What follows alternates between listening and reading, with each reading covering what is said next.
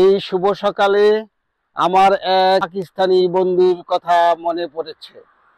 সে নিজেকে খুব স্মার্ট, নিজেকে খুব যোগ্য, নিজেকে খুব সুশীল মনে করে, কিন্তু বারবার শুধু যখনই ফেসবুকে বা হোয়াটসঅ্যাপে তার সঙ্গে আমি কথা বলি, তখনই সে বারবার শুধু জাপানি হলুদ সুন্দরীদের সঙ্গে প্রেম করতে না পারার কষ্টের কথা বলে।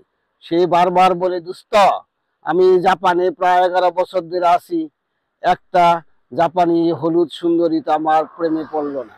আমি এত দেখতে সুন্দর, এত যোগ্য, তারপরেও কেন আসলো না? আমি তার বারবার কথা শুনি। গতকালকে একটু রাগান্বিত হয়েই আমি বলেছি, দোস্ত, তুমি একটু চিন্তা করো তো দেখি, তোমরা কত রুপি দিয়ে করাচি বা ইসলামাবাদে চা খাও? সেগুলো বলে 5 থেকে 10 ইয়েন।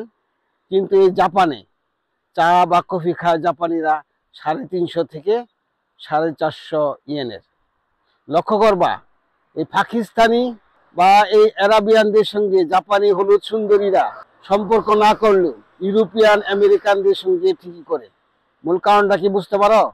মূল কারণ হলো, ইউরোপিয়ানরা, আমেরিকানরা ঠিকই কিন্তু চা কফি খায় 4 থেকে $5 বা ইউরো দিয়ে, মানে জাপানিদের প্রায় সমানই 350 থেকে 550 ইয়েন দিয়ে।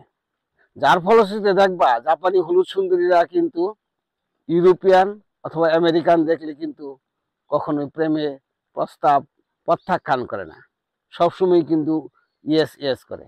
যদি জাপানি সুন্দরীদের সঙ্গে প্রেম করতে চাও, ভালোবাসতে চাও, বিবাহ করতে চাও, তাহলে প্রথমেই তোমার চায়ের দাম বাড়াতে হবে, তোমার ইনকাম বাড়াতে হবে, তোমার মনটা বড় করতে হবে, তোমার সুশীল হতে হবে।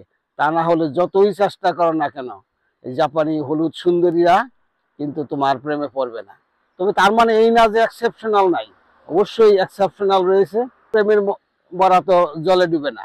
যদি কেউ প্রেমে পড়ে যায়, তখন কিন্তু আবারই চা বা কফির দাম কিন্তু মুখ্য হয়ে দাঁড়ায় না। সুতরাং দুইটা পদ্ধতি রয়েছে, একটা হয় কফি খাওয়ার যোগ্যতা অর্জন করতে হবে, আর না হলে জাপানিদের সুন্দরীদের হৃদয় করার মতো ব্যক্তিত্ব, সুশীলতা, ভদ্রতা এবং চরিত্র অর্জন করতে হবে।